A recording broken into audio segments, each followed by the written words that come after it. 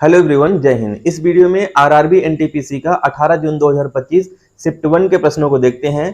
पहले प्रश्न में आते हैं, इसरो का वर्तमान में प्रमुख कौन है? तो इसरो के प्रमुख कौन है? वी नारायणन हो जाएंगे। राइट आंसर आपका सी होगा। इसरो की स्थापना 1969 में हुआ था और इसका मुख्यालय कहाँ पे आता है? बेंगलुरु में। अगले प्रश्न में आते हैं, Ctrl+S कुंजी का उपयोग किसके लिए किया जाता है? ये किसी भी फाइल को सेव करने के लिए किया जाता है। राइट आंसर आपका बी हो जाएगा। अगला प्रश्न है, निम्न में से कौन सा पश्चिमी घाट दर्रा है? तो पश्चिमी घाट दर्रा इनमें कौन सा हो जाएगा? पाल घाट दर्रा, जो केरल और तमिलनाडु के बीच में आता है। राइट आंसर आपका सी हो जाएगा।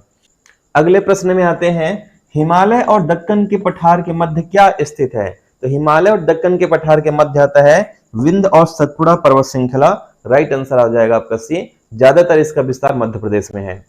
अगले प्रश्न में आते हैं, ASCII का फुल फॉर्म क्या है? तो इसका फुल फॉर्म हो जाएगा American standard code for information interchange.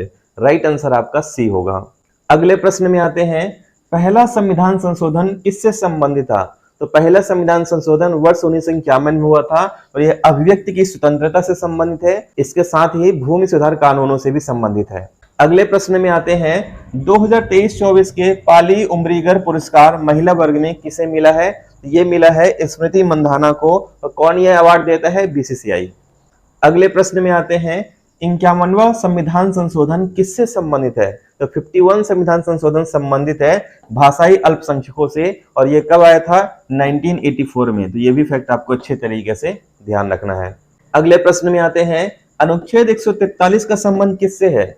तो अनुच्छेद 143 का संबंध है उच्चतम न्यायालय की सलाह से संबंधित है। राइट आंसर क्या हो जाएगा? बी। इसके अंतर्गत राष्ट्रपति अगर चाहें तो उच्चतम न्यायालय के मुख्य न्यायाधीश से सलाह ले सकते हैं।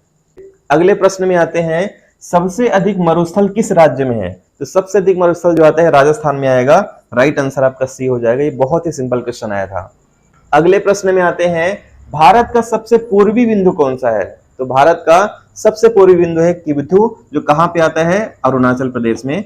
राइट आंसर आपका बी हो जाएगा। अगले प्रश्न में आते हैं, गुप्त काल में धन के संग्रहकर्ता को क्या कहा जाता था? तो धन के संग्रहकर्ता को श्रेष्ठिन कहा जाता था। राइट आंसर आपका बी हो जाएगा। अगला महत्वपूर्ण प्रश्न है, 73वां संविधान संशोधन किससे संबंधित है? तो 73वां संविधान संशोधन पंचायती व्यवस्था से संबंधित है। राइट आंसर आपका सी हो जाएगा। ये आपको ध्यान रखना, आरआरबी एनटीपीसी में हर एक शिफ्ट में संविधान संशोधन से 2 या 3 क्वेश्चन पूछे जा रहे हैं। तो आपको जब भी आपके आगे एग्जाम है इस टॉपिक को जरूर पढ़ के जाना।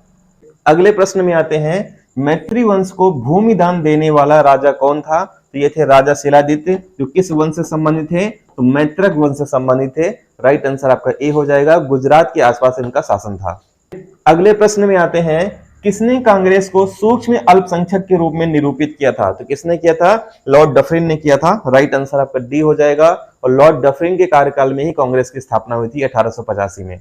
अब एक क्वेश्चन आपको कमेंट करके बताना है, ध्वनि का एसआई मात्रक या एसआई इकाई क्या है? न्यूटन, वाट, डेसिमल, हर्ट्ज। और अगर आपको इसका पीडीएफ चाहिए तो आपको स्क्रीन में एक नंबर दिख रहा होगा 9630828149। यहाँ पे आप मैसेज कर सकते हैं। गर्ल्स और बॉयज दोनों ग्रुप इसमें अलग अलग बना हुआ है। पीडीएफ और लाइव क्लास से रिलेटेड पूरी जानकारी आपको यहीं पे मिल जाएगी। साथ ही अगर हमारे मेंटरशिप बैच को ज्वाइन करना चाहते हैं तब भी आप इसी नंबर पर हमें मैसेज कर सकते हैं। मिलते हैं नेक्स्ट वीडियो में, तब तक के लिए धन्यवाद। जय हिंद।